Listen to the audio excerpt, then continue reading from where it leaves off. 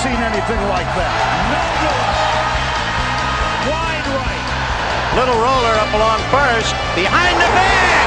It gets through Buckner. Here comes Knight, and the Mets win it. The band is out on the field. He's going to go into the end zone. He's going to the end zone. The Bears have won. The Bears have won. Oh, my God. You believe in miracles? Yes. It's the Davey Mac Sports Program, where we talk the sports and other stuff. Like wintertime. Yeah, speaking of which, what do you call it when a snowman throws a temper tantrum? Anyone? He's having a meltdown. Ha ha! Oh man, that was some good shit right there. And I know good shit. I got the primo stuff, you dig? I got the freshest white powder in the counties. Comprende, amigo? So if you need the best yayo in New York, come say hi to me, Roy Harter, the king of Long Island narcos. That's right. And here's your host, Mr. Eastside David McDonald. Everybody. Thank you. Let's go. Roy, I'm hopped up, David. I know. Your raucous enthusiasm is not going to save that terrible introduction. And listen, no. The material was phenomenal for you this week, but you didn't read it.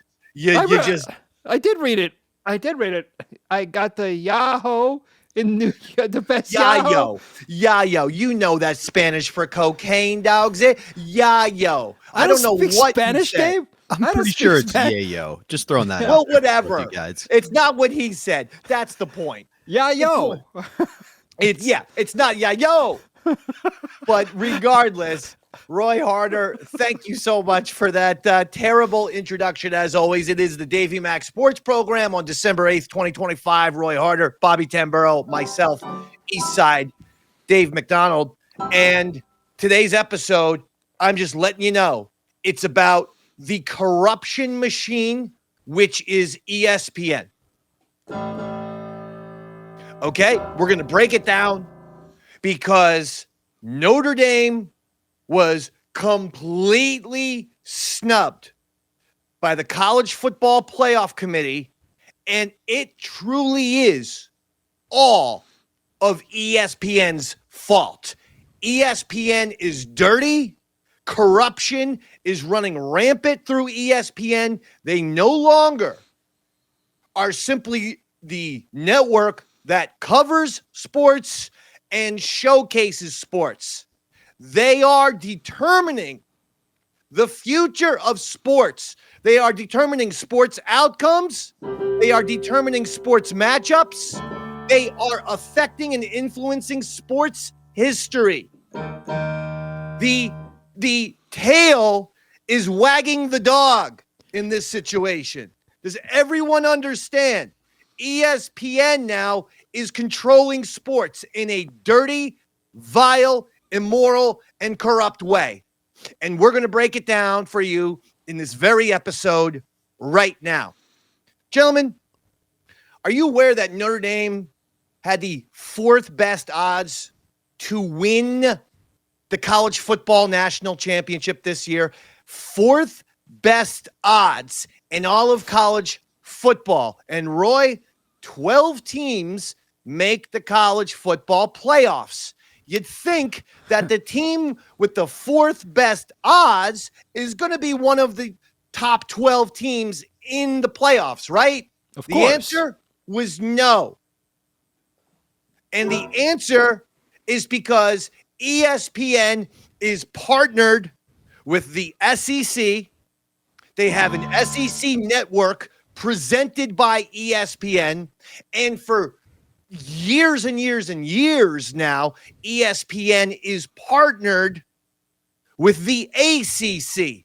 Hey, Roy, Alabama, Miami, and Notre Dame. Those were the three teams that everyone was talking about. Two need to be in, and one is out.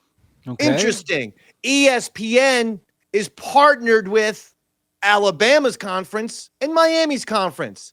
Meanwhile, NBC Universal and Peacock, basically the only rival to ESPN at this point, sports-wise, that's who Notre Dame is partnered up with. So my point being, if ESPN can influence it to get their two partners in Alabama and Miami, they benefit. Meanwhile, they actually put the screws to one of their streaming partners, one of their only sports streaming partners that really competes with ESPN, because the NBC, the Peacock, they got the World Cup, they got all the soccer, they got the English Premier League, they also have football, they now have basketball. So they're competing with ESPN. So if you're ESPN, you go, well, let's get Alabama and Miami in, SEC, ACC, kick out Notre Dame, we screw over NBC Universal. Don't think that wasn't a decision. Don't think that wasn't a major part of the decision. It was. And guess what? Dirty. Okay, David. Now, I heard every word you just said, but I'm curious. How did they remove the other two networks? I'm glad you asked this question, Roy, because over the previous 3 weeks, Davey Mac started to get nervous, dog. Miami was 18th in the country in November. Notre Dame is 10th. Now, at the same time, Notre Dame is in a 10-game win streak, the longest win streak in the United States of America in Division I college football. Belongs to one team, Notre Dame. They have won 10 in a row. According to the College Football Playoff Committee, they say we want the best teams right now in the CFP, the College Football Playoffs. We want the best 12 teams right now. The team with the longest win streak, who, by the way, in their second to last game, beat the team 70-7, and in their last game, beat the team 49-20. Ooh. Now consider this. Notre Dame beat Stanford in the last game of the season 49-20. In the last game of Alabama's regular season, they barely get past an Auburn team that was 5-7 and junky. They beat Auburn 27-20. Barely defeat Auburn. They then follow that up. Everyone's talking about Notre Dame needs to join a conference. Notre Dame needs to join a conference. I mean, so Alabama follows up escaping the Auburn game with a victory, and they back that up by getting their asses kicked by Georgia in the SEC Conference Championship game, 28-7. The Bulldogs ran right the hell all over the Crimson Tide. The game was never close. It was 21-zip. The Crimson Tide got a touchdown in garbage time, and then the Bulldogs immediately got another touchdown just to make sure that they had at least a 20-point win. And in fact, it was a 21-point win. So here's the point. All of this is happening, and somehow Alabama leapfrogged Notre Dame. Alabama was behind Notre Dame.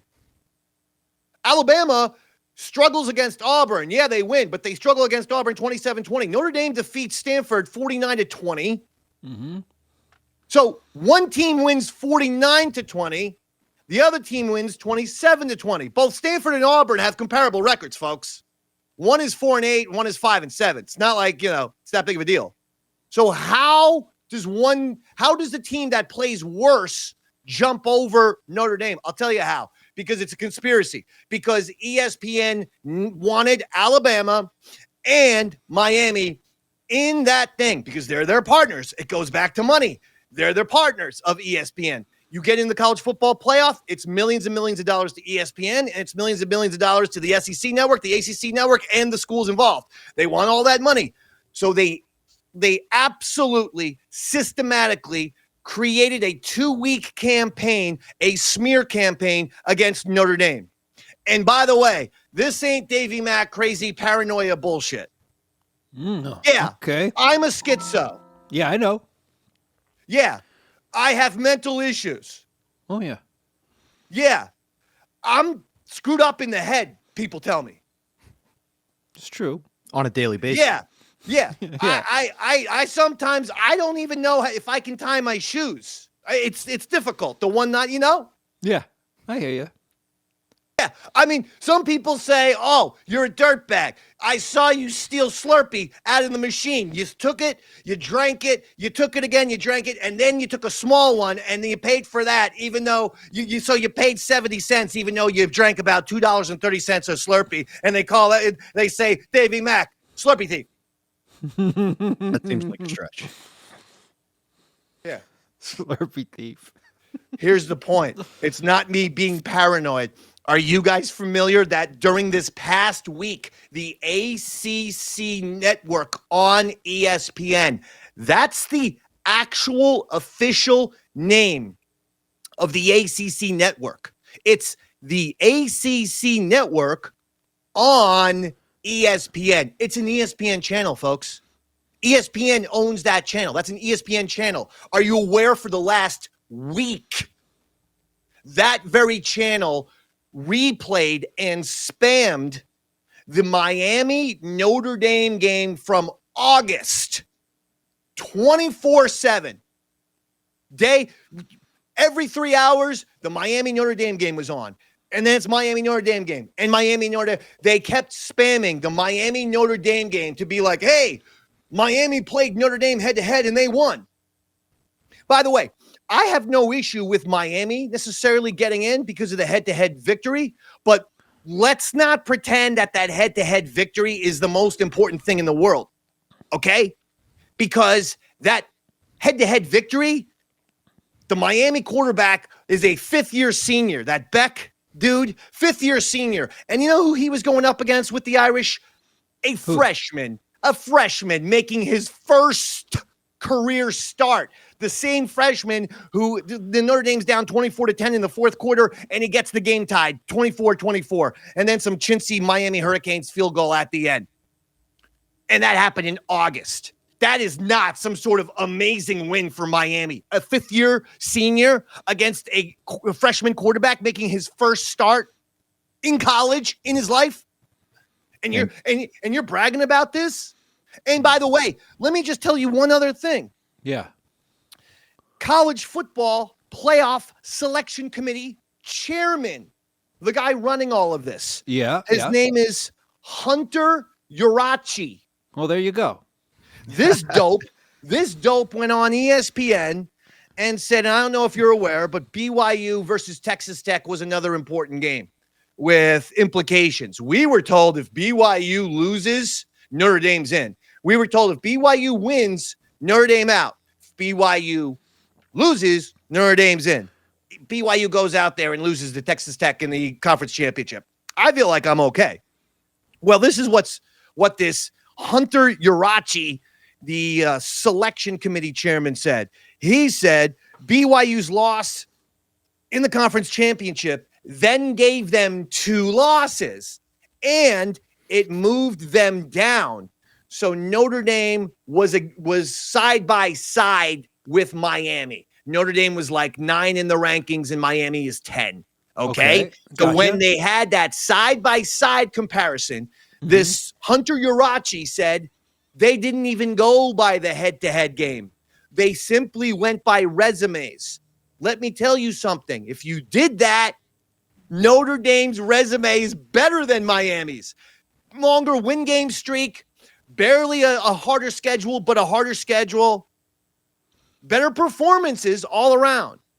So this guy, Hunter Urachi, says BYU basically fell out of the college football playoffs entirely because their loss, they go into that conference championship game with just 1 loss. They lose, they drop to 11-2. He goes, that loss in the conference championship kicks him out. Okay, then, hey, bozo, why were the same standards not applied to Alabama? If it's 3 teams, Notre Dame, Miami, and Alabama, you know what? Fine. Put Notre Dame and Miami in. Alabama goes out, gets killed by Georgia in their conference championship game 28-7, and it was their 3rd loss now of the season. So this douchebag who goes on ESPN saying BYU losing kicks them out of the tournament because it drops them to 2 losses, well, the Alabama loss in the conference championship drops them to 3 losses. So Alabama cannot be ranked higher than Notre Dame. It makes no sense. And quite truthfully, Miami shouldn't be ranked higher than Notre Dame. No, wait a second. Yeah. I understand that they played head-to-head. Then Miami went out and had horrible losses when Notre Dame continued to went on a 10-game win streak, which they did beat ranked opponents, and teams that weren't ranked, they absolutely annihilated. The point being, the committee themselves says it's not only head-to-head. It's about the resume. Notre Dame's resume is better than Miami, and Notre Dame should have absolutely gotten in over Alabama. But you have Progeria, Paul Finebaum. Nice nickname. Okay? Yeah. Roy, I don't know if you've ever seen this guy. He's like a Charlie McCarthy ventriloquist puppet come to life. Oh yeah. He's like if Pinocchio was an elderly man. There he is. Look at that. Okay. Look at that Progeria. That's why I call him Progeria Finebaum. Yeah, I see the resemblance, David. Right? He's like Definitely. the opening scene of Benjamin Button's Finebaum. Have you ever seen a man who looks more like the physical description of a dickhead? No. I mean, I have never seen a man less equipped to be on national television. He is a scary, scary pedo-looking freak. And this douchebag is all over Notre Dame. He just called us the worst fan base in the world on his Twitter or somewhere. I commented, Paul Finebaum looks like a ventriloquist puppet. It's gotten 5 likes. The point being, Paul Finebaum is the dirtiest guy in college sports. He has one meal ticket, folks. It's the SEC, and specifically Alabama. So he's out there screaming about Alabama. It worked. Alabama has 3 losses. How many losses does Notre Dame have? 2. And people are like, well, Notre Dame didn't play in the conference championship. So what if you play in the conference championship if you lose? By the way, Miami didn't play in the conference championship. And guess what? Last year in the Final Four, Yeah. the last Final Four remaining teams in college football, there were a ton of teams that didn't, or the teams that made the college football playoffs last year is what I'm saying. Ton of teams didn't play in the conference championship. It's not just Notre Dame. No. This is my point. If the SEC gets more than 2 schools, if the Big Ten gets more than 2 schools, you're then dealing with SEC and Big Ten teams that didn't play in the conference championship. So this whole thing about them playing in the conference championship is complete bullshit. And by the way, who cares if you played in the conference championship if you lose? Good point. So Paul Finebaum can take his little Alabama trophy that they gave him for being such a corrupt, dirty Alabama Crimson Tide mouthpiece, and he can shove it up his ass. Whoa. First of all, Paul Finebaum, put yourself on the goddamn Shizer. Shizer! You're the ones that we despise her! I look at him like an elderly garbage pail kid that I'm going to call Progeria Paul. Right? Remember those, Roy? Those garbage pail kids? I sure do, buddy. Do you ever get those? There were these little cards. Yeah. I think I was in like 2nd or 3rd grade when those things came out. But we used to trade them. Yeah. Me too. You know they're worth millions now. They were awesome.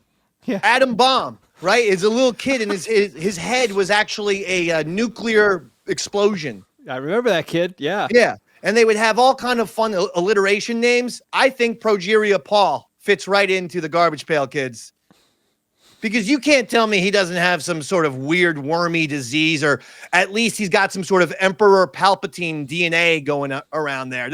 He's a very disturbing, weaselly, wormy, insect-looking man. And so this absolute SEC stooge went on every show. First Take, Get Up, every single show that he could, killing Notre Dame, just destroying them. So for the last week, we're looking at a Paul Finebaum that's not honest about Alabama, that's killing. But Paula, everyone keeps talking about the SEC is the best conference in college football, and it's like we all have to agree with them. Robert, who's won the last 2 national championships? What conference? Big Ten. Won the last what? Big Ten. Big Ten. Big Ten. Not SEC, Robert? Not the SEC, no. Not SEC. What is this thing of the SEC is just, oh, we're the best. Everyone knows we're the best. You're not the best every year. College football changes on a yearly basis. You're not the best every single year, assholes. Paul Finebaum, get over yourself. I know you're a Southern stooge. And these Southern rednecks, everything they our culture is the best. Our football's the best. Our flag's the best. Shut up. You're not the best. You can't have Las Vegas, and trust me, they employ every sports bookmaker. They have every sports expert working for them in Las Vegas. You have 100 of the smartest sports guys ever working in Las Vegas, because those are the guys that have to make the books, have to make the odds for people to bet on.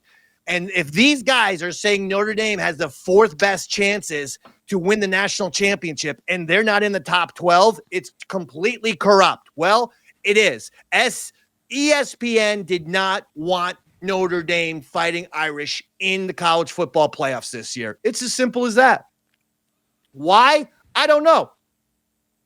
That was my next question. Why would they be so adamant? Was it just because they didn't own the rights to the game?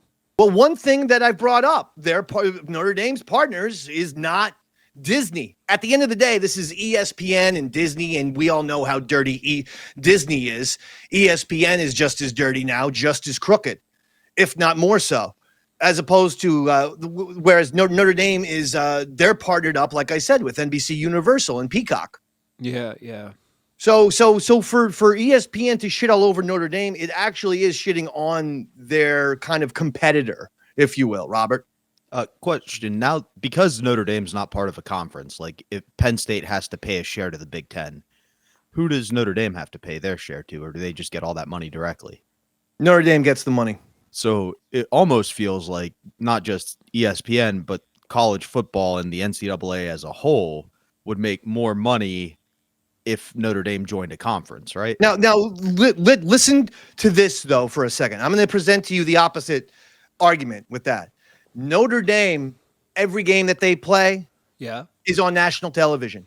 The reason why Notre Dame has sought independence is because they get a national television game every game of the year. Most of them are on their partner, NBC Universal, but they're also on, you'll get Notre Dame games on ABC, on CBS, and on Fox, because Notre Dame will play USC or Michigan State from Big Ten. Notre Dame will play an Ole Miss or a Tennessee or somebody from the SEC. Notre Dame will play Miami from the ACC. So Notre Dame is actually playing all the conferences, and they're all benefiting from that.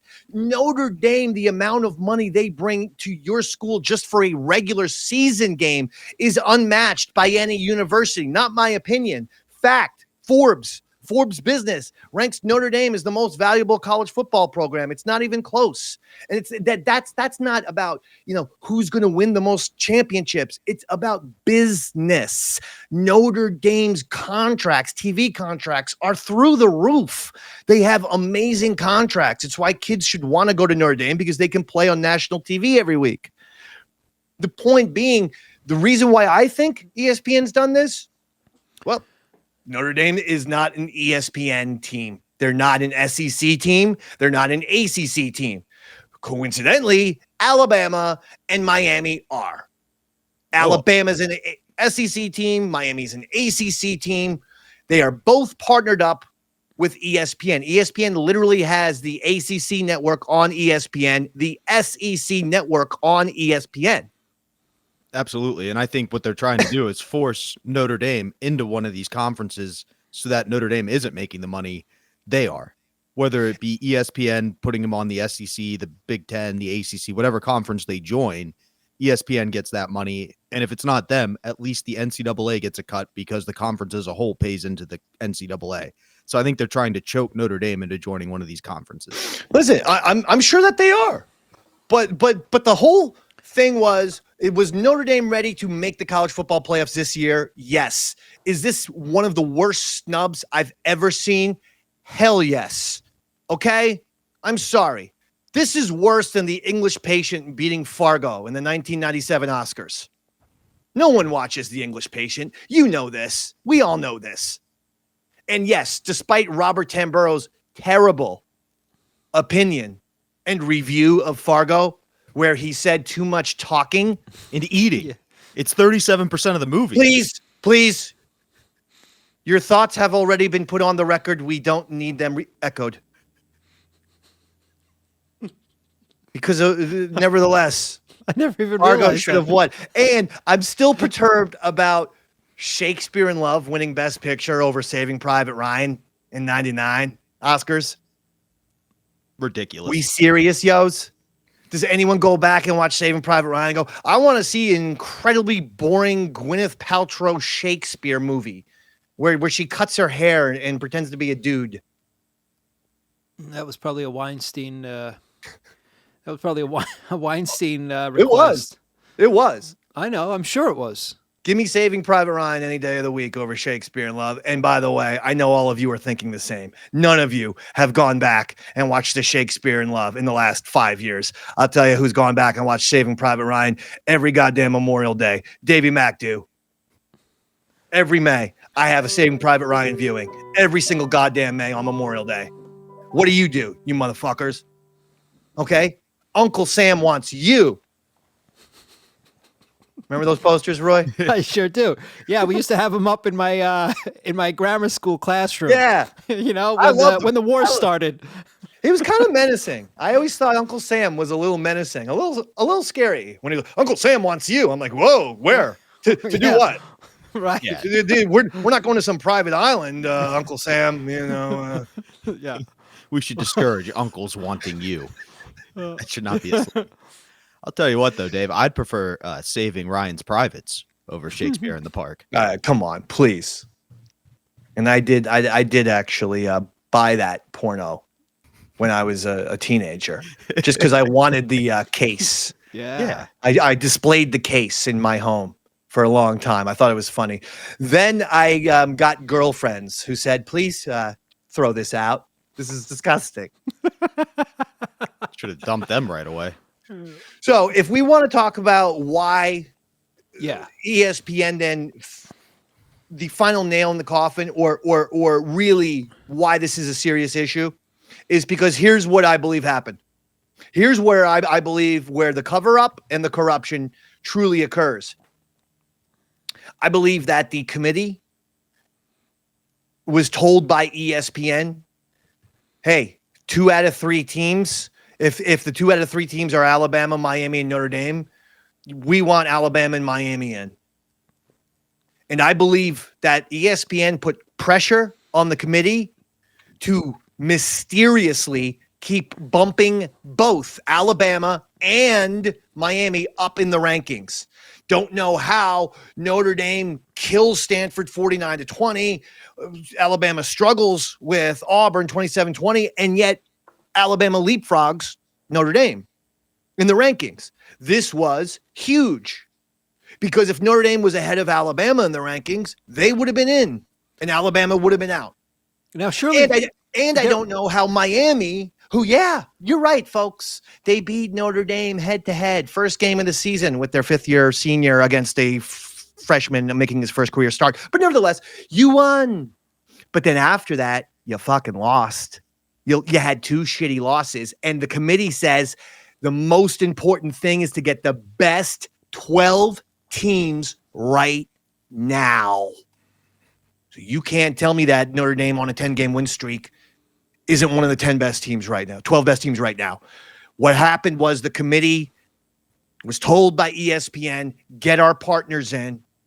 And so the committee started to bump up Miami's rankings. It's the only way to explain it. They go from 18 in November and Notre Dame is 10th in November. Notre Dame is kicking ass. Miami's winning games. Miami keeps going up. Notre Dame just stays frozen in ice in the 10th spot. Alabama's behind Notre Dame because they have 2 losses. right? And their 2 losses came away. And this is the point of Notre Dame dropping the first 2 games of the year. Do you know how hard it is to then tell your kids, hey, kids, if in order to get a college football playoff spot, you literally have to now end the season on a 10-game win streak? You know how hard it is to tell those kids to do it, and these 19, 20, and 21-year-old kids actually do it? They actually go, okay, we're good. We have to end on a 10-game win streak. And they go out and end on a 10-game win streak and score basically 120 points in their last 2 games. It's impressive. You don't think anyone from Notre Dame recognizes this? Anyone in the Notre Dame? They recognize it right now, Roy. I'm happy that you mentioned that. Right now, as we're speaking, the Notre Dame, this is a breaking news story that's emerging today. The Notre Dame athletic director, he went on the air, Belavacqua is his name, and he went on the air and said the ACC has done irreparable damages to us. He said, we don't like how we were treated by the ACC or ESPN. He says, we don't understand how.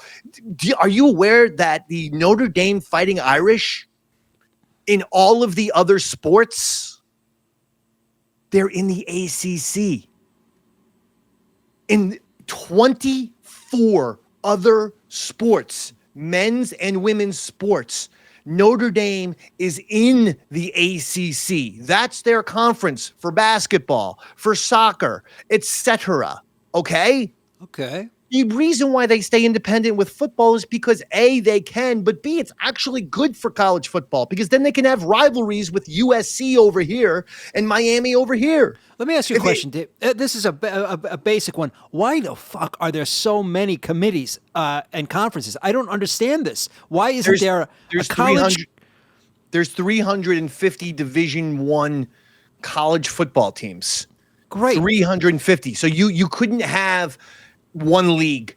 You simply need just to not have everything into just giant epic chaos. You need to kind of get things organized in terms of schools that, you know, have a huge population, state schools oftentimes, and who put a lot of money. That's the problem right there. See, it's already corrupt when you're setting up these bullshit conferences. That's the problem right there. It's got to be an all in or nothing. I'm sorry. That's the only way to make it fair. This is bullshit. Well, I mean, but back to your ACC Notre Dame thing. The point is Notre Dame is an ACC affiliate in every single sport except for football because Notre Dame's always been independent. You would think that the ACC would recognize this, that Notre Dame plays 5 ACC games every year. These are games that sell out. These are games on national TV. These are 5 games that bring the ACC millions of dollars. Belavacqua, the Notre Dame athletics director, just said the ACC has done irreparable damage to our relationship.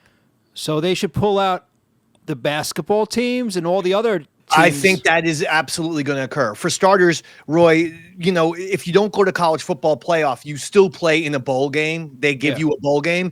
Notre Dame is saying we don't want one of your chintzy bowls because we don't want to now have you guys making millions of dollars off of Notre Dame for the fucking, you know, South Connecticut Triscuit Bowl. All right. Like, yeah, now you guys are going to use us for some awful bowl, but because we're Notre Dame, we're going to get a ton of ratings. We're going to bring millions of dollars. So screw you. You guys used us. You could have had all of that millions of dollars in the college football playoffs. So we're not going to do that, Robert. I was just curious, like, what do they feel like the ACC specifically did to them? Like, obviously, if you're the commissioner of the ACC, right, you're going to push for Miami, who is playing all their games in your conference. Why? I would push for Notre Dame too, obviously, but the main team would be the Miami that's actually in my conference for all 12 of their games.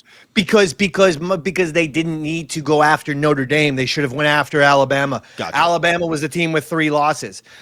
The second Alabama lost the conference championship. And I'm sorry, we can't have it both ways. And this is also the insane hypocrisy of college football. The guy literally goes on ESPN and says the conference championship game meant everything to BYU. Them losing dropped them to 2 losses and kicked them out of the CFP. Well, if it happened there, then it needs to happen for Alabama. The same standards need to be applied to everybody. Hence, you have to then recognize that Alabama lost in the SEC championship game to Georgia. You see, that now gives Alabama 3 losses. You see, Yeah. They needed to drop behind Notre Dame and Miami. And It's BYU. as simple as that. And Miami should have taken that, Yeah. and they should have run with Alabama needs to be out and we need to be in. That would have actually not only benefited that would have benefited the ACC, because let's be honest, what I'm saying is Notre Dame is a quasi-partner. 24 other sports, they are in the ACC, and even though they're independent, they play 5 ACC games. What do you want? Okay, fine, they're not an ACC, but they're kind of ACC. And by the way, what does it matter if you're in a conference championship?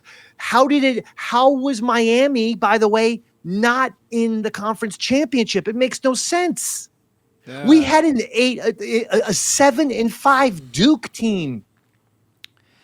There's too many What? schools. Yeah, too many schools. That's the problem. why I is- figured it out. Why is BYU so quiet?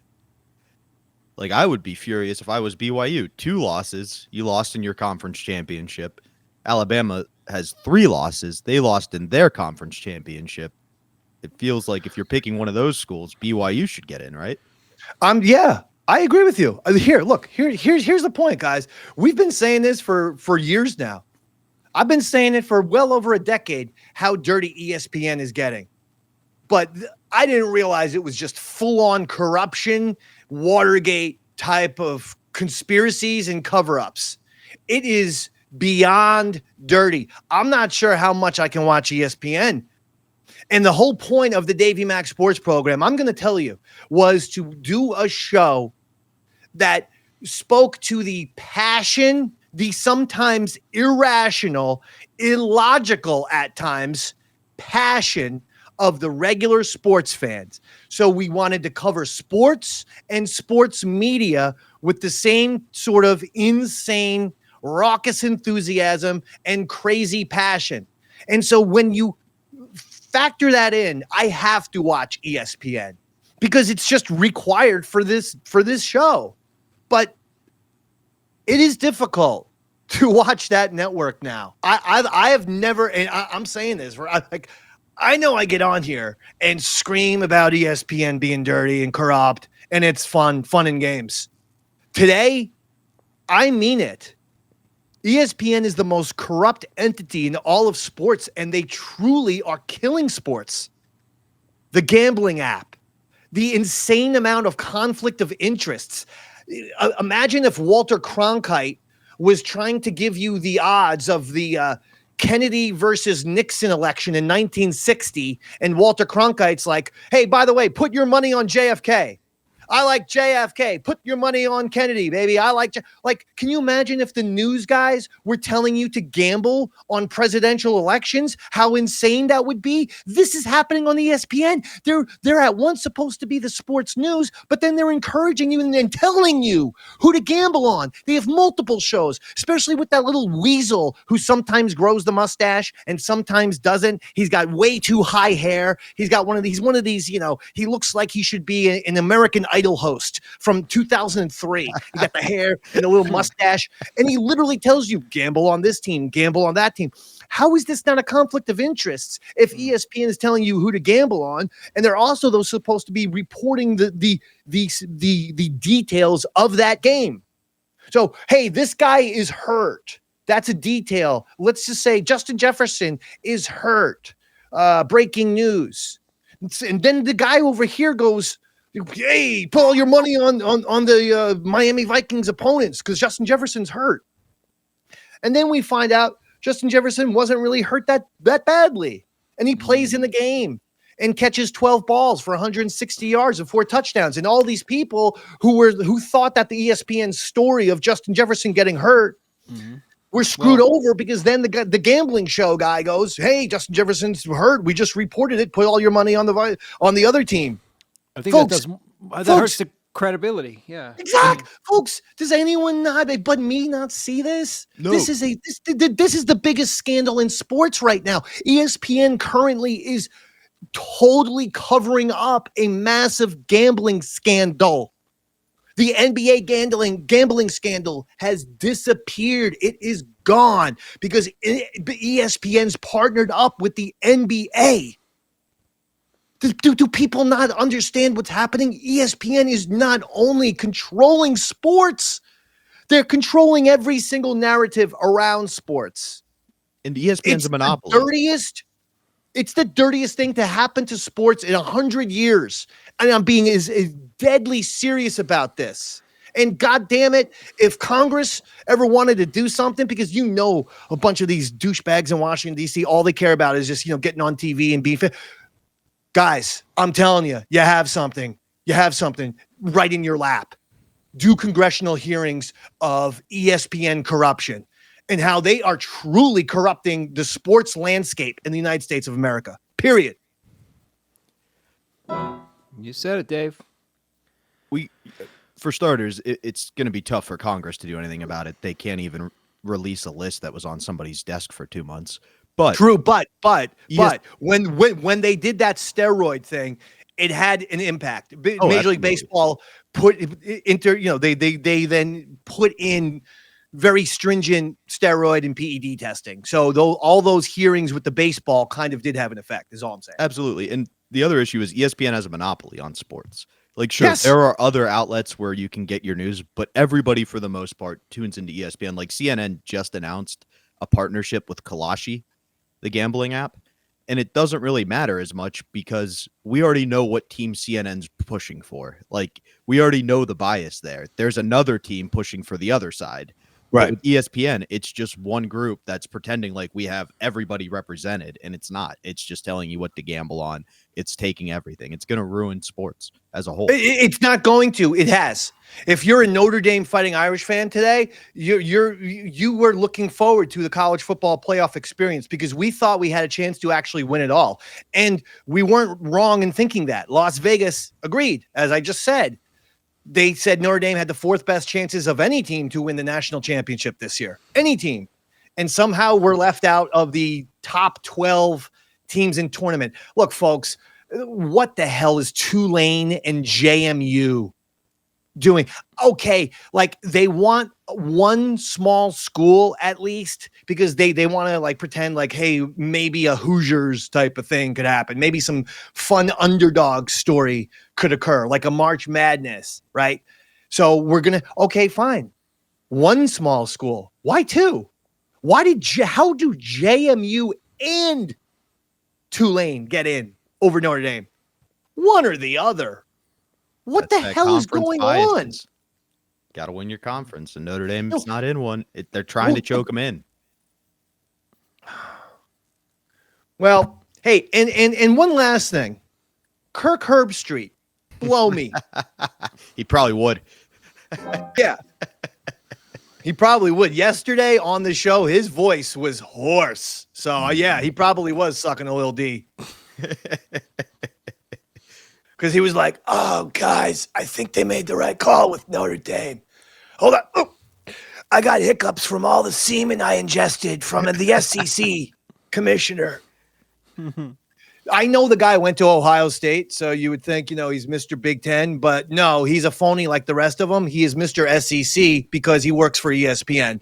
I just want to say this. Kirk Herbstreit more than likely killed his dog.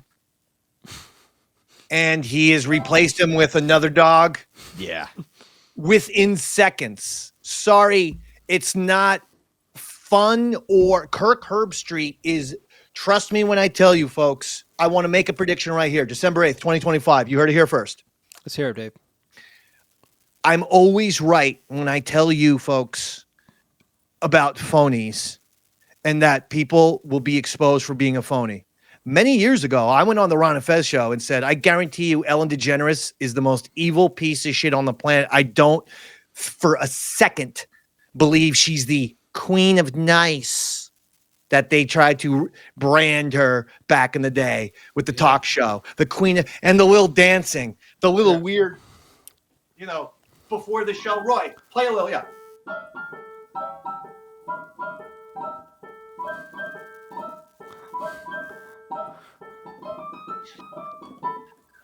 What is that dancing routine? Anyway, the whole point is between the insane dancing routine and the clearly, nobody's home. I have evil, dictator eyes. I guarantee this is years ago on the Ron and Fez show. I said, I guarantee a scandal will emerge with Ellen DeGeneres being a piece of shit to her employees. It took a while. It took like 10 years. But what happened? But what happened a few years ago? A goddamn story emerged that Ellen DeGeneres is horrible to her staff. And basically, she got run out of goddamn Hollywood because of it and now is living overseas because she can't do anything in this country again. I literally called it a decade before it happened on the Ron and Fez show. You can look that up. Well, I also told you on Compound Media, I did an expose on Jimmy Fallon about how much of a phony he is. Sure. And then only a few years later after that, people all found out together that he's a gigantic phony, that he also didn't pay his staff well. The staff was on strike and he wasn't paying them well and is acting like a complete total dickhead to his staff, to his writers who do everything for him. And he's a piece of shit to them. Well, guess what? I'm making the prediction right now. December 8th, 2025. There will be a scandal where Kirk Herbstreit will be found to be an absolute piece of garbage to the College Game Day staff, to someone on ESPN or the College Game Day staff. Kirk Herbstreit is, I'm telling you, I can see it. That is a bad man. Because he has that I'm trying to go for the nice guy vibe. Anyone who tries to go for the nice guy vibe is always inherently evil. I used to work in morning radio on this radio station called 95.9 The Rat. And there was this guy, I don't want to say his name. It was Carl Kraft. Kraft. Yeah, I don't want to say his name because he's a very questionable, he goes to the well, anyway, the point Him and is Herbstreit would have fun together. Yeah. The point is he was one of these people who would pretend to be nice. And then behind the scenes is the worst human being of all time. Vile, talked shit about behind everyone's back. And it's just horrible. Absolutely immoral piece of garbage. I can't even tell you the amount of slurs that came out of that man's mouth. Hey, look, whatever, to each his own. I'm not going to be the cancel culture police. I'm just saying that his whole vibe was, I'm the nice guy. And it's like behind the scenes, complete piece of garbage. That's exactly who Kirk Herbstreit is. Exactly. That's kind of how I like to play my game too, David. Like I come off as a really sweet, nice guy, got my shit together. Oh, but you don't know, man. You don't want to know. I remember. Well, Roy yelled at me one time, but I forget what it was about. Do you? Oh, twice. I don't. You remembered how many times I yelled at you? I don't even remember that. You scolded me once, and then you were mad at me on Compound once. But the one on Compound was not my fault. I told you it was going to happen. I don't remember why. You don't remember? I mean, I've been mad at you for so many times, so many reasons. I lose track. No, you only twice in 15 years. We have a really good record because I actually remember the two times Roy was upset, and one time I was just talking like I was getting into character of Don Twiddles. Yeah, and so I was just like, "Hey, Roy, blah blah blah blah blah," and I was just like, "Hey, Roy, go fuck yourself." And Roy took it seriously, Robert, and he goes, "David, do not talk to me like that ever again." And I go, I apologize, Roy. I was just getting in, I'm just doing my little, bullshit. Hey, Roy, go fuck yourself. You goddamn, if it was today, he wouldn't have gotten mad. It was that kind of stuff. But, this was only a few months into our relationship. He didn't realize the ball buster that Davey Mac is. Yeah. Yes. You came off as a bit, ball buster. There you go. I come across as what? A bit of a ball buster. You could. Conceivably, I could see myself being angry at something like that many years ago. But nowadays, David, I know you pretty good. I think we know each other pretty well. We know what sets each other off, and I think we have established our boundaries, right? Very, Yes. very, and we respect those boundaries. Yes, as yes, we opposed to Robert and I, who do not respect each other's boundaries ever. There's still too many yelling incidents, Roy. We just won't bother you, or we do the show with Berg too. We're just not going to bother you two with these moments anymore. Roy, we had to take to recording some episodes of Tales from the Satellite, which, by the way, is just absolutely dominating right now. But we had to record some moments in the car just because our car rides to Modern Day Man were too goddamn explosive and angry. Oh, dear. You can't imagine an hour and a half car ride between two people yelling at each other for 90 straight minutes. Not Robert, at least, because I used to take 90-minute car rides with Robert, and we never yelled at each other. Somehow our experiences are vastly different, Roy.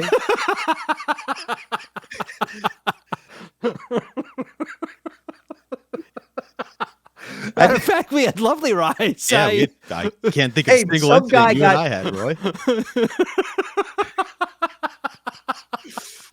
By the way, someone messaged me, Roy laughs a lot. I'm like, that Roy's insane, right? I'm like, we're not going to ever tell Roy. You don't tell Roy what to say, to laugh, don't laugh. You don't tell Roy. Actually, you just refrain from telling Roy anything. Don't give him any instructions ever, and you'll be just fine. But folks, I need some folks to understand, and this is not a judgment, Roy, because I'm at least 50% crazy. Roy Harter is a good 98%. I laugh too much. Jeez, now you got me fucking paranoid. Now That's why I'm bringing it up in case you get insecure. Just know that Mr. David, okay, Mr. Champion here, Eastside Dave McDonald, he loves the fact that I'm doing a show with a musical schizophrenic. Yeah. Well, I laugh when shit's funny. I mean, it would be weirder if I know didn't laugh. He doesn't get. Well, you know what it is also when you do a show with people, sometimes you find the other person's little things really funny. And then it's like a new viewer is tuning into the show for the first time. And it's like you do something funny and then I laugh. Because sometimes I laugh at little stupid shit that you do. Yeah, of course. The new viewer would be like, why is he laughing at that? Well, trust me, it's because I've been doing 15 years of shows with this man. He is crazy. He's crazier than ever. Yeah, I'm getting worse, right, David? Yes. My family tells me something's going on with you, man. I don't know. Something's going on with me, Dave. I don't see it. I think you might straight and narrow, Roy. Whatever you're doing, you keep it up, buddy. They're going. When you snap, you remember who said that. His family. Oh, I do fear a Chris Benoit situation is going to occur in Long Island right now.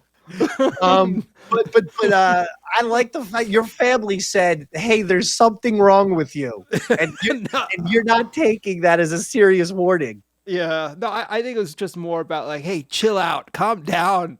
Like you're too intense. I think I come across like yourself, David. If you meet me in person, I could come off as a little bit intense. That happens, and then people always do the he's loud. Oh yeah. He's loud. He just yells, and it's called passion. It's called I know they don't being excited.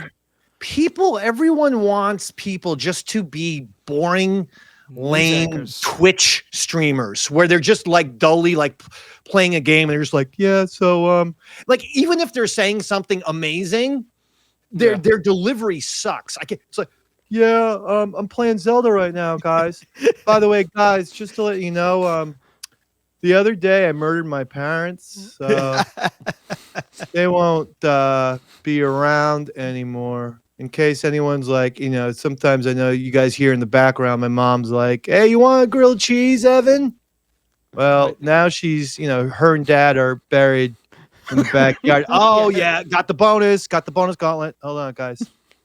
The other thing is, I wasn't sure. Hold on. Oh, yeah. Just got the magic potion there for the Zelda, and we're going to go through this gate here. The other thing is, I didn't, I wasn't sure if the neighbors witnessed or heard anything, and I didn't want to get in trouble, guys. So, like, you know me, Evan, I just do it. So I did go over to the neighbor's house and kill all 6 of them too, just to make sure that no witnesses. Okay, and now we got the potion again, and this one's going to get me to Fantasy World 6. And then here's the thing. I realized, well, the neighbors have neighbors too, so I should probably silence them. So then I went to my neighbors, the next 2 houses over from our house, and they were actually having a party. So I had to like kill like 26 people there. So, all right, guys, I just got the, all right, so we're on to World 9. Yeah, that's your typical Twitch person. And it's like, Yeah. Any juice, any excitement? No, And I mean, sometimes It's when like you Roy bring reading your excitement, intros. yeah. and the worst thing to this day that bothers me, no, but something that still angers me is when you're just feeling energetic and you're trying to just do something, and the person's like, I hate, I go, what? Why are you yelling? And how come? What? Just chill. Just chill. It's not so important. Just chill. Yeah, just chill. You Calm know down. what? Calm I down, be know. cool. Yes, folks. Zip your pants back up. I know that many of you through social media or the lockdown or something, you've just been sapped of all of your emotion. But some of us don't have the emotions of cardboard. Some of us still get fired up in life, and we care about things like sports or Star Wars or wrestling or etc. We care. Okay. And I'm always going to care about this shit. You know who also I care about? Who's that, bud? I care about this douchebag named Pat McAfee. Uh-oh. Here he comes. Yeah, here it comes.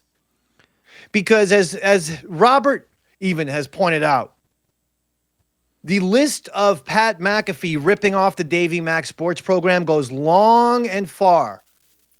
There was a red cowboy hat. There's just the overall vibe, by the way, of the show. And before you say, Dave, he has no idea who you are, publicly he would say that.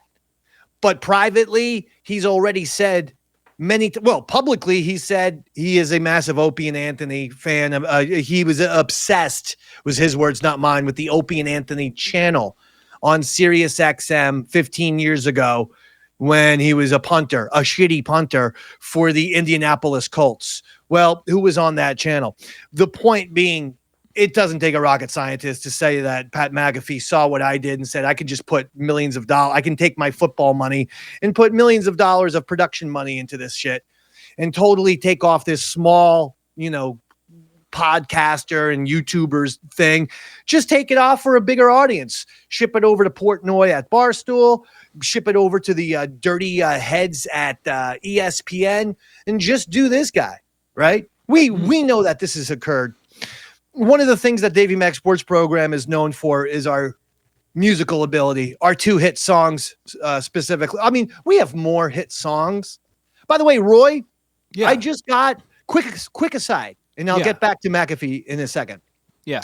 I got multiple gushing emails from Jimmy Mack of Rebel Force Radio, the #1 Star Wars podcast in the galaxy. I do one when there's a Star Wars show or a movie. I do an after show where I review it called Yaddle Chattel, a Star Wars podcast, if you're interested. But that only comes out after a show is out or after a movie. It's a review show. For a weekly Star Wars show, Rebel Force Radio is where it's at. Jimmy Mack goes, hey, man, I just saw your performances of the band. He goes, you guys were amazing. He goes, that was one of the best covers I ever heard. He was looking at our Thanksgiving cover of Up on Cripple Creek last year, Roy. Oh, yes. I remember it well. My son sat in on those. Yeah. He even said to me, because I tried playing it off, Roy. I responded, ha ha, thanks, Jimmy. I go, Roy and his son, our son Devin, are actually the talented people in that video. I said, I'm a very amateur drummer and singer. Yes, I had a high school band, guys with ears. So yes, I've been singing and playing drums since I was 15 years old, but in an amateur level. Roy and his son are pros. And I thought that was the end. And I just said, hey, thanks a lot, Jimmy. Hope you're doing well. Best wishes for the holidays. He then writes back, Roy. Yeah. Bullshit. My son plays music. His son, by the way, oh man, I forget his son, Jimmy Mac. His name is Jimmy McInerney. Look for his son's music on YouTube. It's really good, Roy. It's bluesy rock and roll. It's like a throwback. It's very throwback, Roy. I think you would like it. I'm sure I would. I like Jimmy too. You like Stevie Ray Vaughan type stuff, Roy? Of course, yeah. All right, thinking that his son, Jimmy Mac's son, is incredible. Also, Roy, redheaded guitarist and singer, like your kid. Yeah, same thing. It was amazing. So I go, get him in a band. Yeah, I know. I swear to God, your two sons should get in a band. He goes, bullshit. My son's in a band. My brother's in a band. I myself am a guitarist. Bullshit.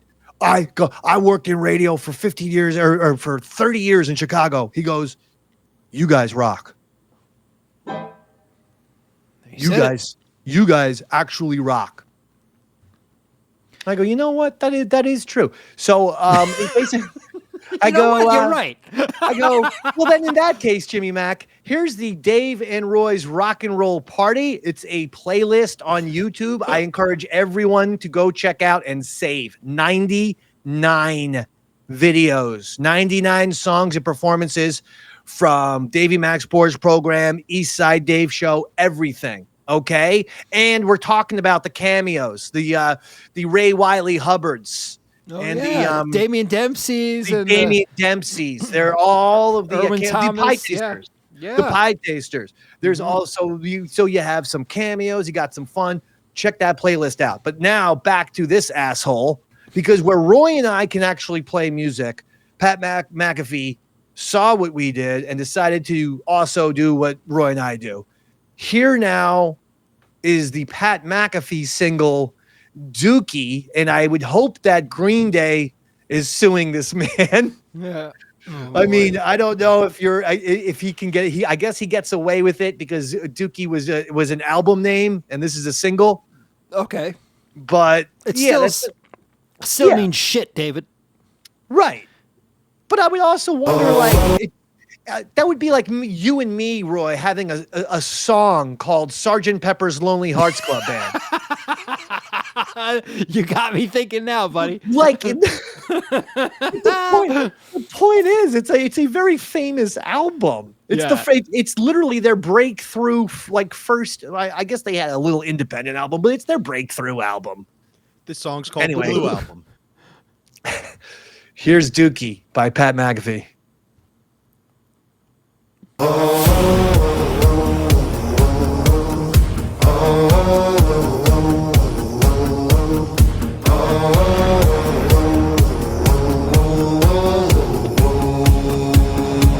I'm all the way in Eugene, smoking on some new green, changing up the routine, gratitude truly, feel like new school dean, life's pretty cool, G3 jobs, fuel means tank top, blue jeans, never change, crew needs, deep shots, view screens, movie star, two scenes, bank account juicy, canceled who me, boogeyman spooky, folks watch, who sees hating folks dookie, yeah, you waiting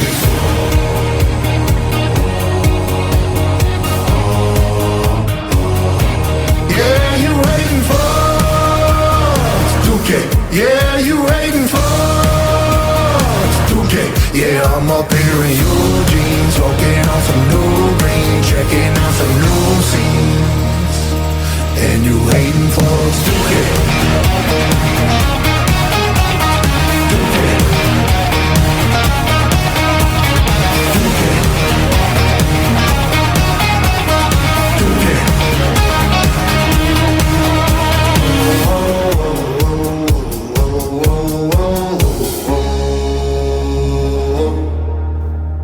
Dookie. Okay.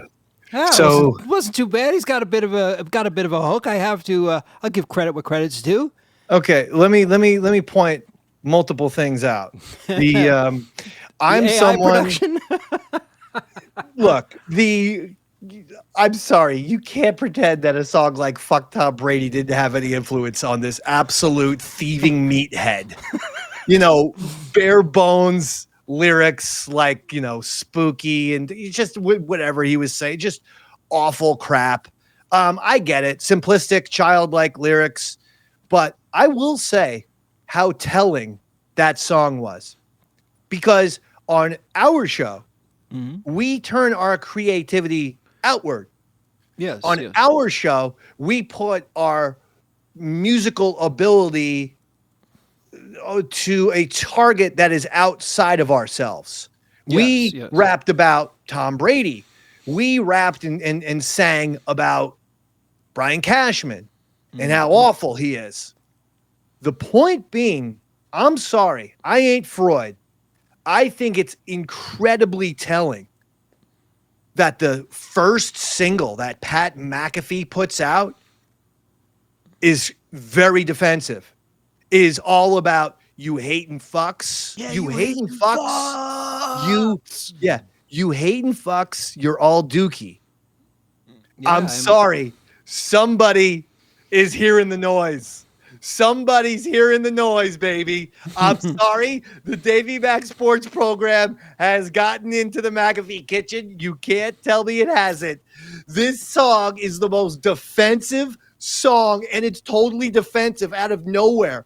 You would think he would be rapping about something funny. You would think he'd be rapping about College Game Day.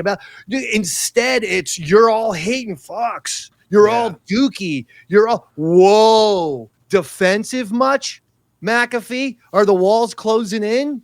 Holy cow. Very surprised at the content. Very surprised that he didn't just make some kind of silly, stupid song, but instead really defensive. Very interesting, in my opinion. It says that McAfee clearly hears there are people breathing down his neck. He knows eventually it's going to be found out that his show is a DMSP ripoff, and it has been for years. Whether it happens in my lifetime, I don't know. I might be dead. I might get the Van Gogh treatment where I'm dead, and then everyone goes, "Oh shit, he did everything first. He was actually innovative and did everything like 5 to 7 years before anybody." I'm kind of counting on that, David. Outliving you and being able to tell your story to the masses. I know you're going to clean up as long as like all the royalties of the Davey Mac Sports Program go to Roy Harter. No, you kidding me? Something like that. We'll have to get your kids. I'll have to contact your kids. No, we will not. That sounds like a 50-50 split between Roy and Rob. Roy didn't mention you at all. Nope. Robert. If we're letting other people in, I'm jumping in before your kid. Dave, can I take this a step further? Yes, but I quickly want to say I want to leave all of my money to you guys, and I also want to leave 10 Ziploc bags of shit for Progeria Paul Finebaum. Okay. Hell yeah. Okay.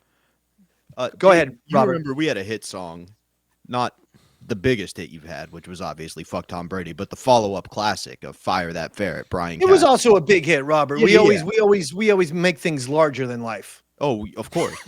And in that larger than life song, I had one line that Roy put in. One of my ad libs made it through. Roy, would you like to reveal what that one line was? It's me going, Dookie. Dookie. Yeah, he's not even kidding, Dave. Are you fucking kidding me? Where what part of the song? Fire That Ferret. Camera like this, and I go, Dookie. Dookie. Yeah, he's right. I know the part. I know the part. And just for the record, folks, we are talking about, so you don't have to do it here. On YouTube, or actually pinned to my Twitter profile, we're talking about the Fire That Ferret, the Fire Brian Cashman song, which is also, in my opinion, equally as brilliant as the Tom Brady song. And all I'm saying, Roy, and I know it's Christmas time, so this might be a 2026 project. Okay. I don't want any of the DMSP audience to be I'm disappointed. Yeah. But all I'm saying is we've had a hit song about the New York Football Giants, We've had a hit song about an enemy of ours on the New York Yankees. Maybe it's time for a third song. And maybe we write a song about Mr. Pat McAfee. Yes. Oh, yeah. He'll hear that one for sure. See? Maybe we try. What was the rap, Robert? You know, the Drake and Kendrick Lamar. Yeah, no, we need to go older school than that. Let's go 50 and Pac on his ass. Yeah. That's why we fucked your bitch, you fat motherfucker. Yeah. It was Pac and Biggie. Wasn't 50 and Pac. Oh, I'm sorry. I'm all over the place today. Yeah. I'm fired up because somebody ripped off my signature line of Dookie. He took your hook, buddy. He did. He stole your hook. He stole it. He stole it. How do we file a claim on that. That's a good question. The problem is Green Day has already filed said claim against us. All of this, Billy Joe. That would be great if this whole thing just ended in us, everyone getting sued by Green Day. Yeah. It's like, oh, wow, Green Day sues the Davey Mac Sports Program, Pat McAfee, SEC, ESPN. Bet she's going to get a lot more money out of McAfee. Yeah. Oh, but shit. Nevertheless, I'm just saying, look, I don't even care anymore because I realize, you know what? I'm screaming from the mountaintops.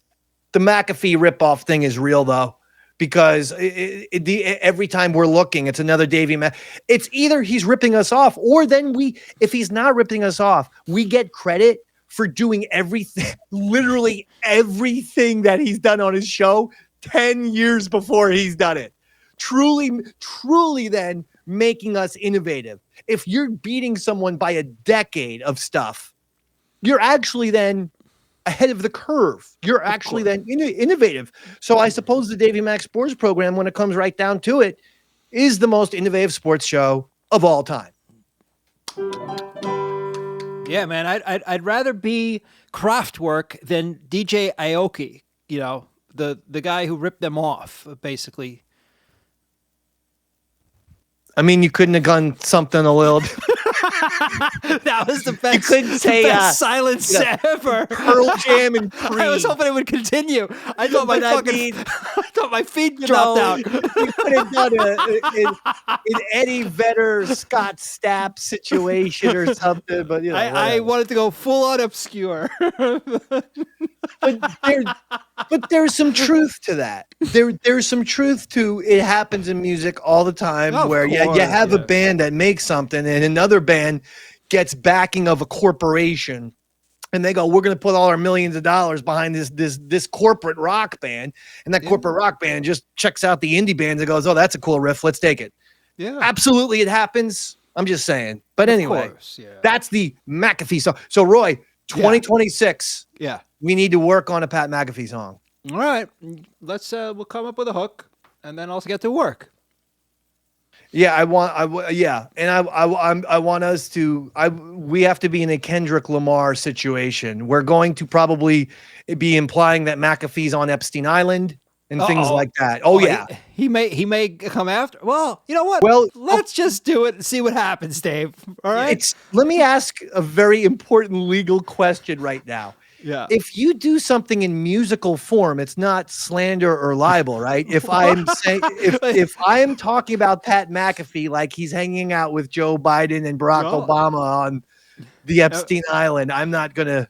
I'll have to ask a judge of some kind, because I can't imagine us being in court saying and using that as an excuse. Your Honor, I sang it. I didn't say it. The judge will probably look at us and be like, I don't know, maybe. I don't know. I mean, Kendrick Lamar didn't get in trouble. No, that shit's manufactured anyway, to be honest with you, Dave. So I think it's all they're on the same label, aren't they? I mean, come on. I didn't know that. Well, I'm not certain that they are, but I assure you that they share some kind of. There's something tying them together. The fact that everybody was playing their two songs. Yeah, that's true. If nothing else, it's riding the hype. But no, I think we're going to be like those underground gangster rappers who it's like slide Mumble for Dave. rappers. Yeah, slide for Dave, and you just get credit if you shoot somebody on McAfee's team. We'll put you on the show. And we don't mean shoot literally. Yeah, we want to make sure YouTube. We're not looking to hurt anybody. Yeah. It's more of a shoot, like a professional wrestling context. Yeah, right. Yeah. Slide for Dave. No. We mean it. Professional wrestling, a shoot is just we're gonna truly take them on, but in a shoot way, Yeah. Yes. I know. not a working way. I'm picking up what you're putting down, Dave. I'm a slide for you. Kid, we just play this video since you've now made us a show full of assassins. Which video would you like to play? The Orlando Magic's Desmond Bain threw a ball at OG Anunoby, who is my second favorite Knick, very close behind Jalen Brunson. It's Brunson 1, OG 1A. OG is hustling as he always does. Go ahead, play this. All right. I hope this is the play. OG Anunoby inside. Oh, what a play from Blake. Oh, yeah, there it is. Look at And this. Bain throws it off Anunoby. Anunoby shoves Bain. He literally... Crowd erupting. Play that again, Obviously, Robert. Bain wanted to set Blake. Here's OG Anunoby inside. Oh, what a play from Blake. Oh, what a play Okay. from Blake. Oh, what a play from Blake. There it is. Okay. So... What? It's terrible sportsmanship, David. That's terrible disgusting. sportsmanship. What he was, because at first when I saw that and that guy did that to OG, I was literally seeing red to the point where I was looking up the train schedule from Spring Lake to Penn Station and seeing if I could get to the Garden in time to threaten this man, because I love OG. He plays so hard, not just offensively. He might be the best defensive player in the entire NBA because he can guard anyone. He can guard shooting guards, but because of his size and his strength, he takes on power forwards as well. Good. I mean, the guy gets shot blocks. The guy gets steals. The guy is amazing one-on-one coverage. The guy is incredible. And now his offensive game has picked up to the point where he's basically a 20-point a game guy. He's absolutely awesome. This guy throws the ball at him. At first, I thought this guy was just being a complete, loser. Mm-hmm. OG was out of bounds, so the guy's throwing the ball off of OG because if it touches OG, then He was the the ball last is one to out of bounds on OG and the Knicks, Makes and the ball sense, would go yeah. back to the Orlando Magic. That is what the guy was doing, throwing the ball at OG so that the Magic would get possession. Having said that, you don't wind up and throw a goddamn, Roger Clemens 100 miles per hour thing like he's hitting, Piazza in the head. Yeah. You don't wind up and throw it. You just do a chest pass off the guy's body. Chest pass off the guy's body. You don't throw it like that. A chest pass off the guy's body. So this Desmond Bain, I'm telling you, bro, like Batman, I'm going to put your Bane ass in the fucking dirt if I ever see you. All right? I don't care if you came from some goddamn jail where you had to climb up and then fucking make your way out of the top and everyone's chanting your name. Bane. I don't care if you hijack airplanes and you're like, Hi, everybody. My name's Desmond Bain, and I'm the #1 villain in the NBA. There's so many people in the NBA who deserve a comeuppance. That's where Desmond Bain comes in. I make arrogant people like OG Anunoby feel the wrath of Bain. Desmond Bain, Bat Brain. What are you gonna do? Throw me in bat jail? I'm Desmond Bain, and I'm bringing freedom to Gotham City by detonating multiple bombs. Anyway, Desmond Bain, the supervillain of the NBA, signing out. Goodbye. You like my old school Batman theme behind you? The original. Oh, that's man. awesome. Do you feel like that's a bad sign for the Knicks? as a team. Because OG got up and the second OG got up and got into the guy's face, the guy literally started to look for the referee. And he was like, OG's in my face. OG's in my face. OG bitched him out a little bit, punked him out, because when OG Anunoby's only 6'7", but he's one of these guys who is known by the players for being pound for pound one of the strongest guys in the NBA. If you watch him, he rips the ball away out of 7-footers, guys who are 7 feet, 260 pounds. He rips the ball out of their hands. He's an incredibly strong guy. You could see it. And so when he went up to Desmond Bane, apparently the sources said, he goes, "Why did you do that? That was unnecessary." Very nice, cordial questions from OG.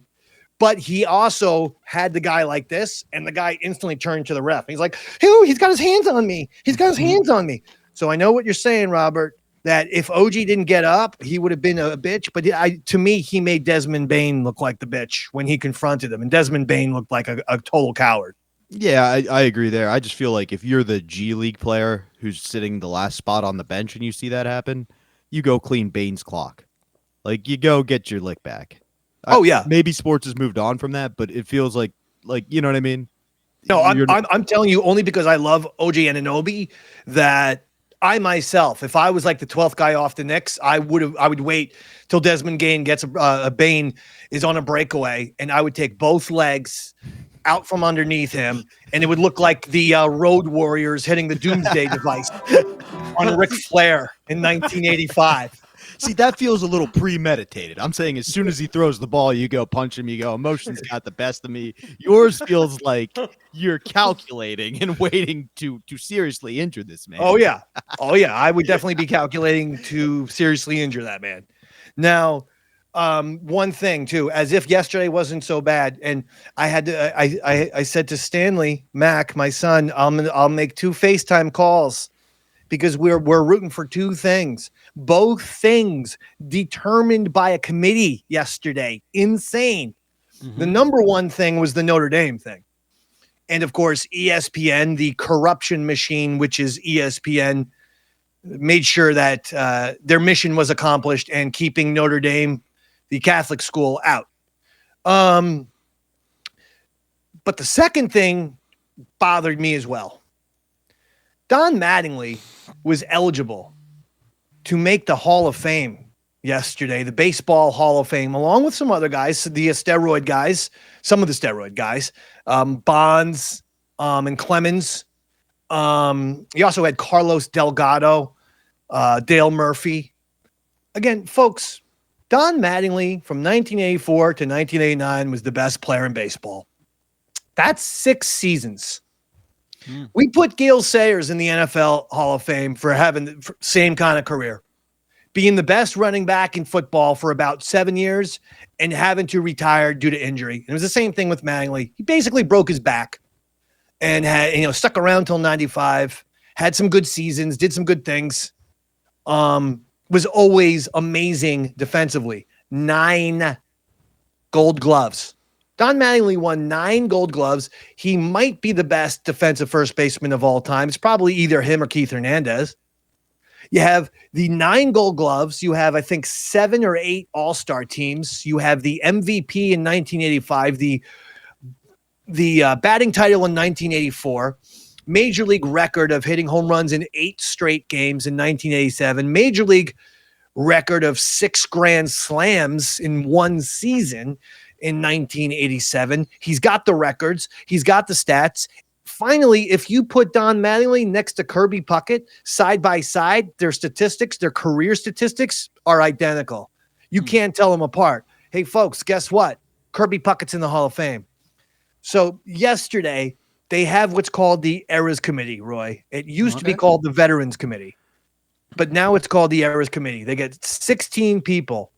I think it's like 8 Hall of Fame players, something like a couple coaches, and a couple general managers or something. Okay. They make up this 16-person committee.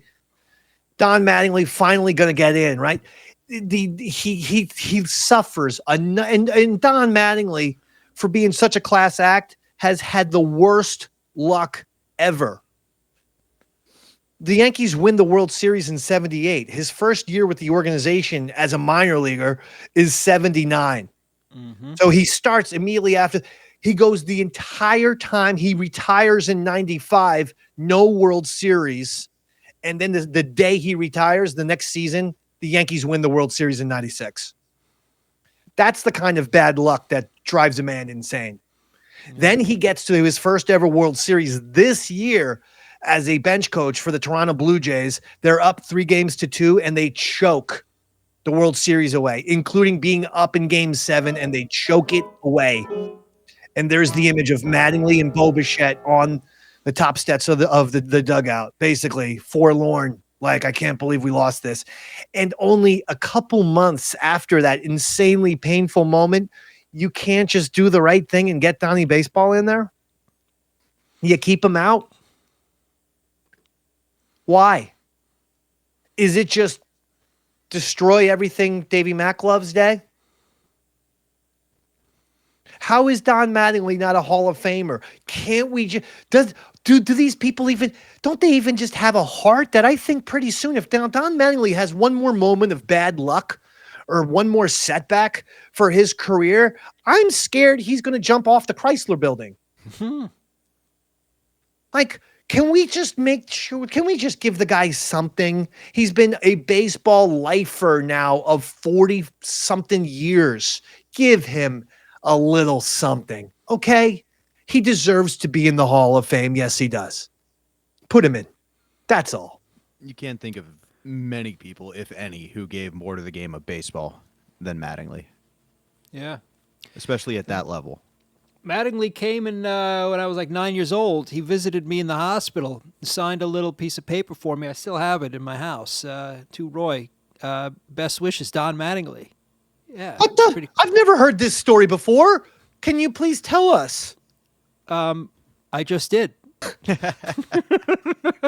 You were a sick child in the hospital? Yeah. I had a kidney infection, and I was in the hospital for probably 3 months. And I was visited by 2 professional athletes. Brian Trottier, who was a Ranger at the time. And New York Ranger, we should say, for our friends in Texas. As well as, there's also, and Mike Bossy, who was another one, as well as Don Mattingly. Those 3. I guess they do this like Make-A-Wish kind of thing where they come visit kids in the hospital, and I was one of the kids in the hospital, and he came in. I remember opening up my eyes, and there was fucking Don Mattingly at my bedside saying, "Hey man, how are you? Just wanted to say hello and hope you're feeling good." And I was like, I couldn't believe it. And he took a little piece of paper. He signed my name and his name, and then he went on to the next ward. What Roy doesn't tell you is he actually made a deal with an angel. He was like, "I will trade my ability to get into the Baseball Hall of Fame if you save this kid with a kidney infection." Yeah. Well, I'm thinking it might have been his dad in a Yankee cap, and Roy was just so messed up on. Fucking had a fever. Yeah. Wait, hold on, I have to. Yeah. He signed a piece of paper, not a baseball. What was the piece of paper? Just a random piece of loose leaf, or? No, it was a little square Post-it, probably about four, not a Post-it, but it was like 4 or 5 inches, little piece of paper. I guess one of the nurses gave it to him. He signed it. I still have it. I'll show it to you next time on camera. That's next awesome. Week, but I mean, geez, Louise, you think he would have, arrived with a few baseballs in hand, because a piece of paper, that's pretty easy to lose with an autograph. I know, because I actually, when I was a kid, got some autographs with different, like New York sports stars. Actually, even New York radio personalities like Bill Mazer, if you remember him from WABC, like literally 40 years ago, was one of the first guys in America to do sports talk. He actually did, like, long before WFAN even existed. It was like, I'm Bill Mazer for the Bill Mazer Sports Report. And it was a 2-hour show on WABC where he did sports talk and took calls. He did it. It was obviously ahead of its time, because all it did is made radio sports talk stations pop up. But I got Bill Mazer's autograph, but he just gave it to me on a piece of paper. I lost it. Oh, Dave, that's terrible. I save those kind of things. I tried selling it, but apparently it's not worth too much when it's signed to Roy. Fresh off of his NCAA championship at Duke, I got Shane Battier. Family friends had season tickets to the Grizzlies, so they got to go meet all the players. So I got Shane Battier to sign a Duke hat. And I thought that was the coolest thing in the world until the wife who went also got head coach at the time, Hubie Brown, to sign the Duke hat. And that's unique because he has literally nothing to do with Duke University whatsoever. Pretty much ruined the Shane Battier autograph. Why Hubie? I mean, Hubie coached the Knicks in the 80s. Yeah, no, it would have been cool. Like, or do all the players, I guess, but just the coach and the guy who went to Duke really, really lowered the value on that cap. Yeah, that's strange. All right. That'll do it. So basically, at the end, because of what the committee did to Don Mattingly, I am hereby anti-committees across the board. Because basically, I had to make the most difficult phone call then last night at 7:35 because they announced the Mattingly snubbing. They announced the Notre Dame snubbing at 12:30, the Mattingly snubbing at 7:30, and I called my son and I go, "Yep, today is one of the darkest days in the history of the McDonald family." They snubbed Notre Dame and they snubbed Mattingly on the same day. I should have never gotten my kid into sports. He's just sitting there with tears in his eyes. And I FaceTimed him and he was just literally like, Dad, I'm in shock. And I'm like, I'm literally torturing my child. I'm putting him through torture. Oh, David, I go, today's going to be a good day. I thought the Yankees I genuinely thought Notre Dame and Mattingly were both getting in. I genuinely was all ready. I bought a Jersey Mike's roast beef, oil and vinegar, banana peppers. Everything was all lined up and ready to go. I was all excited for my fun day yesterday. I didn't realize it was going to be a worse snubbing than that, Susan Lucci soap opera bitch who never won the Emmy. And they kept, they kept inviting her, Fez dispenser type head and body to the Emmy Awards. And every year it's like, for the 23rd time, Susan Lucci's been nominated for a Daytime Emmy. Let's see if she wins. She doesn't win. She's 0 for 24. One day, Susan Lucci's probably going to Columbine the Daytime Emmys. Maybe she should act better. All right. Susan Lucci is a Davey Mac sports program of broadcast of soap operas, I guess. The Davey Mac Sports Program is the Susan Lucci of sports shows, is what you meant. That's what I meant. Thank you, David. But listen, that'll do it. Robert, do you have anything to plug, please? Yeah. Next weekend, I will be in Altoona, Pennsylvania, Friday and Saturday performing. The following weekend, I will be at Wilmington, North Carolina, at Dead Crow Comedy opening for Aaron Berg. Shows at 7 and 9 that Sunday. I'll be in Charleston, South Carolina. So if you live in that neck of the woods, come see me so I don't have to kill myself. Roy Harter. Nothing to plug, David. I got other things brewing, but nothing that I want to mention on air. Okay. Slide for Dave. That's what he means. Hey, make sure you are following us on YouTube at Eastside Dave TV. My social medias are all at Eastside Dave. And yeah, be sharing this show, Davey Mac Sports Program, with all your friends. I recently decided to pitch this very program to multiple networks. I'll just say, tell it on the air, because you know why? Maybe the Davey Mac Sports Program wants to at some of these places. I said we should be on the DraftKings network. I also sent something to a new sports streaming service called Outkick. So I've sent those to those two streaming places. They have channels and whatnot. And I've said, look, you guys should be in the Davey Mac Sports Program business. Consider it. Here's our playlist. Here's our most recent episode. They're both killer. We would dominate for you. But look, if you're a Davey Mac Sports Program audience member, why not? Let all of these people know, the Outkicks, the DraftKings networks, the FanDuel networks. Let them know that, man, why you guys should be getting the DMSP. It's the best sports show out there, period. Not just us. We're not the only ones saying it. iTunes editorial team gave us best in show for best independent sports podcast. So I'm just saying, we are an award-winning show. Spread the word. and obviously Modern Day Man with myself, Robert Aaron Berg, also going well. Spread the word. Tales from the Satellite going extremely well. Robert and I do that. Spread the word. And that's it for Roy Harter, for Bobby Tamburro. My name is Eastside Dave McDonald. Good night, everybody. Dookie.